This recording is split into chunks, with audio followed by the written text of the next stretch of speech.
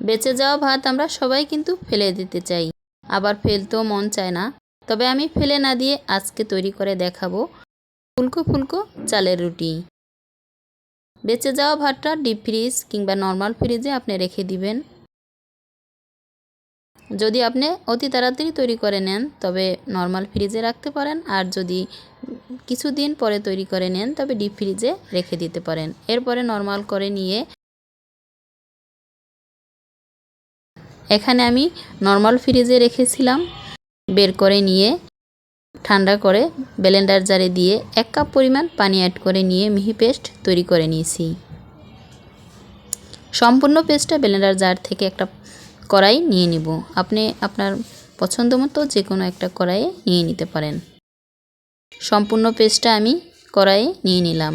যে কাপ দিয়ে মেপে 1 কাপ পরিমাণ পানি আমি এখানে অ্যাড করে নিয়েছি। 1 কাপ পরিমাণ চালের আটা অল্প অল্প করে এখানে অ্যাড করে নিব আর এভাবে মেখে নিব। স্বাদ মতো লবণও অ্যাড করে নিতে হবে। বাকি আটাও আমি নিয়ে নিলাম, আবারও ভালোভাবে মিশিয়ে নিয়ে এরপরে চুলায় বসিয়ে নিব। প্রথমে চুলার আঁচ হাই ফ্লেমে কড়াই গরম করে নিতে হবে। এরপরে এভাবে অনবরত নাড়াচাড়া করে ডো তৈরি করে নিতে হবে পারফেক্ট। প্রায় 10 থেকে 12 মিনিট জাল করে নিলেই পারফেক্ট একটা ডো তৈরি হবে।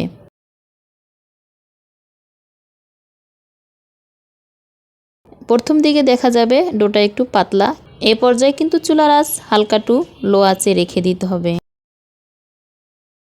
তবে 10 থেকে 12 মিনিটের মধ্যেই শক্ত হয়ে আসবে আর পারফেক্ট একটা ডো তৈরি হবে।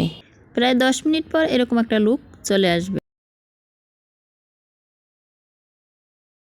এ পর্যায়ে চুলার আঁচ কিন্তু একবারে লো আঁচে রেখে দিয়ে এই কাজটা করে নিতে হবে। এরপরে একটা বড় ছড়ানো পাত্রে নামিয়ে নিয়ে হালকা কুসুম গরম থাকতেই ডোটা মেখে নিতে হবে, যাতে ভিতরে কোনো লাঞ্চ বা গুটি না থাকে। সম্পূর্ণটাই আমি একটা পাত্রে তুলে নিলাম। এবার হাত দিয়ে মেখে নিব।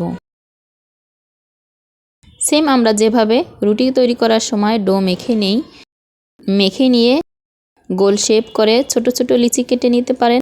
আবার এভাবে লম্বা একটা ডো তৈরি করে নিয়ে সুতা দিয়েও কেটে গোলাকার শেপ দিয়ে নিতে পারেন। এতে করে রুটিটা কিন্তু খুবই গোলাকার হবে।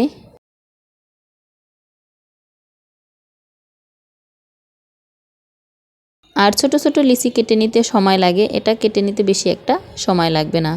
আমি লম্বা একটা ডো তৈরি করে নিয়ে সুতা দিয়ে এভাবে কেটে নিলাম। দেখে অবশ্যই বুঝতে পারছেন।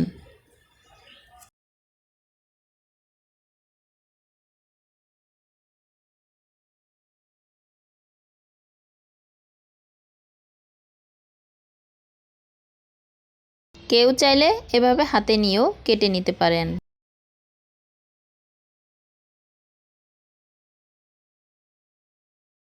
যার যেভাবে সুবিধা কেটে নিতে পারেন। দুই সাইডের যে অংশটা ছিল কিন্তু একটু সমান ছিল না, আমি হাত দিয়ে গোলাকার শেপ দিয়ে নিয়েছি। সবগুলো চাইলে আপনি এভাবে ছোট ছোট লিচি কেটে নিতে পারেন।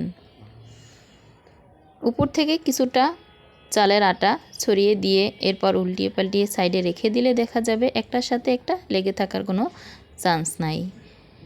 এরপরে বেলনার সাহায্যে বেলে রুটি তৈরি করে নিব। আপনি যদি আমার চ্যানেলে নতুন হয়ে থাকেন তবে একটা লাইক ও কমেন্ট করে আপনার মূল্যবান মতামত জানিয়ে দিতে পারেন। আপনার একটা লাইক ও কমেন্ট আমাকে নতুন আর একটা ভিডিও বানাতে উৎসাহিত করে। যে যেখান থেকে আমার আজকের রেসিপি দেখছেন চ্যানেলটা সাবস্ক্রাইব করে বেল আইকন অন করে রাখতে পারেন, এতে করে নিত্য নতুন ভিডিও সবার আগে আপনার কাছে পৌঁছে যেতে সাহায্য করবে। কতটা পাতলা করে বেলে নিয়েছি দেখে অবশ্যই বুঝতে পারছেন।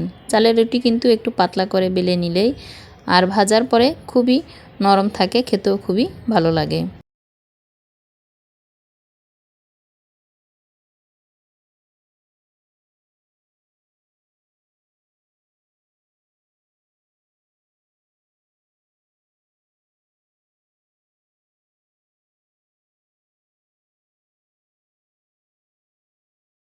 সবগুলোই আমি বেলনার সাহায্যে বেলে তৈরি করে নিয়েছি। একটা রুটিও কিন্তু ফেটে যায় নাই। আর দেখে কিন্তু মনেও হবে না যেটা বেঁচে যাওয়া ভাত দিয়ে তৈরি করে নিয়েছি। এবার ভেজে নেওয়ার পালা। চুলায় প্যান বসিয়ে পর্যাপ্ত পরিমাণ গরম করে নিয়ে এক পিঠ ভেজে নিয়ে অন্য পিঠ ভেজে আবারও উল্টিয়ে নিয়ে ভেজে নিলেই কিন্তু রুটি ফুলে উঠবে। দেখতেই পাইতেছেন প্রথম রুটিটা ভেজে নিতে একটু সমস্যাই হলো, এরপরে কিন্তু আস্তে আস্তে সবগুলো রুটি ফুলে ফুলকো ফুলকো হবে। আর প্রথম যে কোনো জিনিসই আপনি তৈরি করবেন একটু আনইজি ফিল হয়, এরপরে কিন্তু তৈরি করে নিলে আস্তে আস্তে সবগুলো রুটি ফুলে উঠবে।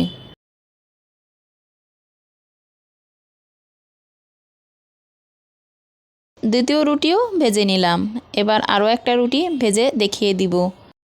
এরপরে সবগুলো রুটি ফুলকো ফুলকো হবে আর এভাবেই আমি সবগুলো ভেজে নিব।